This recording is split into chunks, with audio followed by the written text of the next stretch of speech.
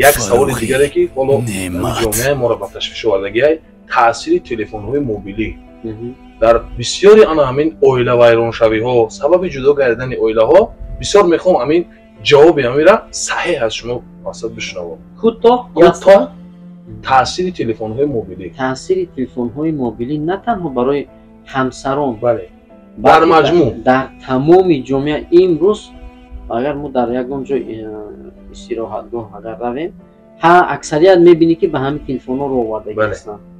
یعنی امروز تکنولوژی امروزه رو از جامعه دور کردن نمیشود، لیکن چی مسئله دادن ممکن است؟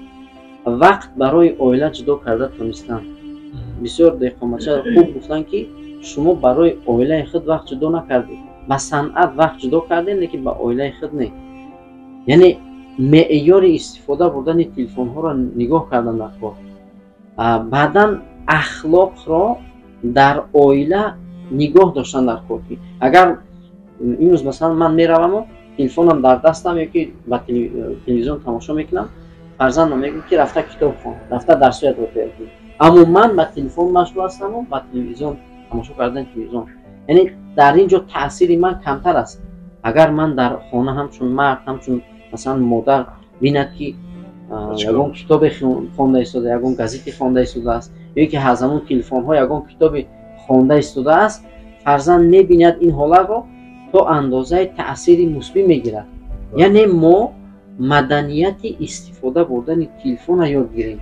مدنیت استفاده بردن تلفن در جایی که فرزندا هستند، کودک‌ها هستند، یعنی همون را اداره کنیم و طرز درست استفاده. ما نمیتونیم که امروز تلفن از بین بریم، کامپیوتر از بین بریم، نمیتونیم.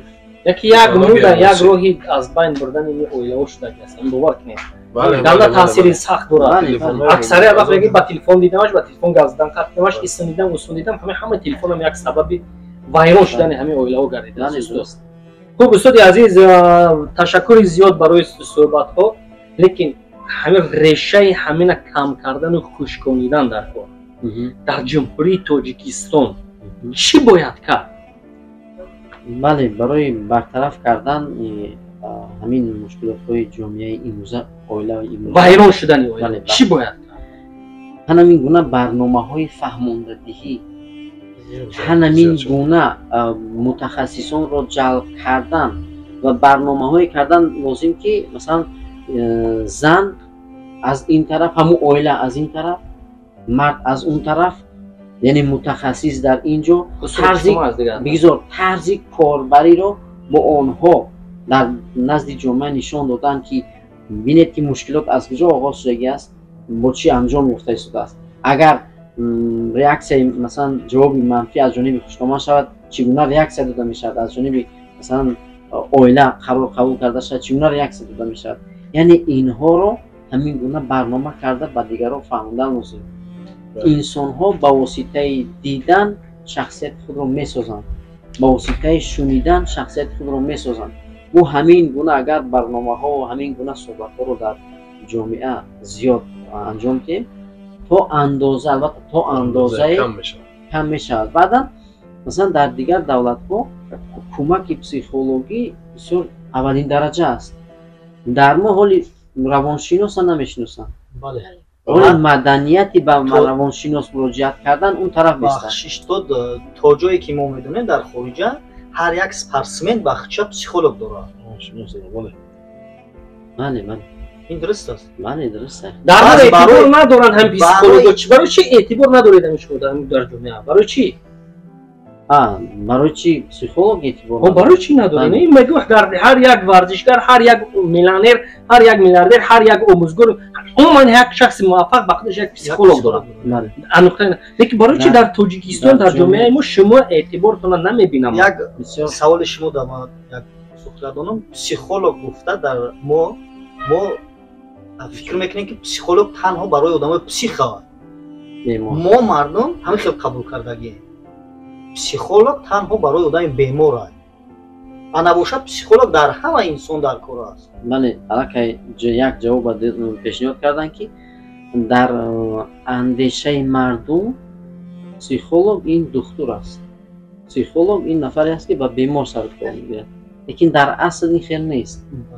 психотерапевт, психиатр бо бемор кор мекунад, аммо психолог ба одамони солим кор мекунад. ана барои чӣ дар худамон дар ҷомеаи худамон ҳамин гуна масалан мутахассисон мавқеъ камтар доранд?